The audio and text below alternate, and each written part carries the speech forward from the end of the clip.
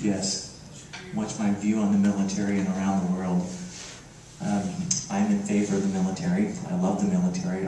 We have a daughter that's active duty in the Navy today. My brother's career military. I grew up in a military town, Bremerton, Washington. It's a Navy town. So I'm of the opinion we have to have a superior military force. Their role is to defend us. When we start using the military for political purposes and we start trying to referee, I think that's bad practice, it's bad habit, and it leads to entanglements that we don't want. So let me draw that down to a hard answer. If we're going to deploy militarily, then I believe Congress needs to find their backbone and declare war against a nation. And then we go in and declare war, and we go in with everything we have to win, and then we come home.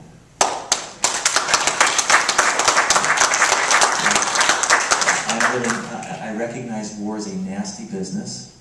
It maims people, it kills people, it destroys families, lives, etc. So we need to be very careful with it. I don't like using it for political purposes, and I think we're really, really foolish to do so. Okay. Yes, sir? I've heard conflicting sides on your stance on abortion. Could you expound on that one? Yes, I'm opposed to abortion. I don't believe the federal government should be anywhere involved in it. They shouldn't fund it. They shouldn't encourage it. None of those things. I believe in the sanctity of life. I believe we have to always hold to that principle. Okay? The challenge that shows up, right? I'm opposed to it in every stretch of the word. Every place that you can even have a conversation about it. But we have to go back to Bastiat and the law. And it's an instrument of force. I'm in favor of capital punishment. If we want to equate abortion to murder, then we better have the conversation around capital punishment. If we want to say those are the same thing. And then we better talk about my daughter or your daughter, and if her life needs to be preserved, does she have the ability to do that without penalty of the law when it's defined as murder? Okay?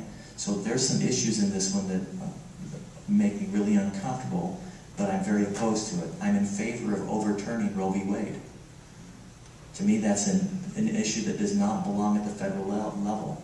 Law is a blunt instrument. I don't want federal law in the middle of healthcare decisions, whether it's abortion or whether it's preservation of a woman's life by herself or her family, or whether it's the healthcare law from Obama, the new one that's been pushed through. The federal government doesn't belong there. You're okay with it being at like a state level? Absolutely, I agree with it being at the state level, yes. And if a state wants to make it illegal, fine, support it completely. And penalties can be different based on common values within those states. That's the beauty of the Constitution. It allows people of common value to set laws at the state level and at the local level that they can agree to and support and sustain. Yes?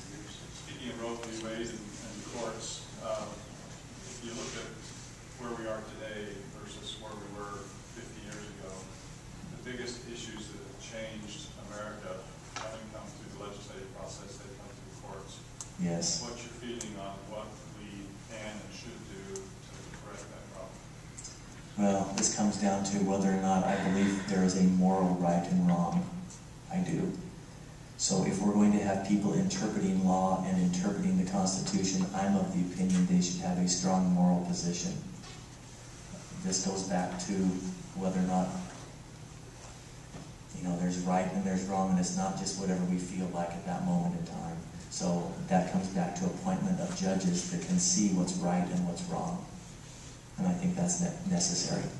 What about the judges that we've got now? I don't have an answer to that. Good question. Yes, ma'am. Well, as far as the courts deciding what's constitutional, Thomas Jefferson was an attorney, and he thought that was a very bad idea to allow the courts to do that. And that's what we have today, isn't it? And they've been legislating from the bench for, what, 40 Yes. years? Yeah. 60 years? Yeah. Yes, ma'am. We need to hear your views on 1070 and Amnesty. SB1070, I'm opposed to illegal immigration. So let me give you some clarity on that and some better perspective. When we talk about securing the border, I believe we have a national security risk. The only way to secure that border is with a military presence. A wall is nice, it's helpful to slow people down. It is not going to prevent people from coming in. I lived in Berlin in the early 80s. It was a walled city. There was a double wall. There was no man's land in between those walls. The thing that stopped people from crossing that border freely was a military presence. So we have a national security risk. Today, we can bring our military home, and we have been doing from Iraq, and very easily deploy them across the border and secure the border in a pretty short time frame. So when we start talking about what's the plan to secure the border, deploy the military, it's that easy. Okay? Other things on immigration. I want immigration to work for us as a country. We are a nation of immigrants.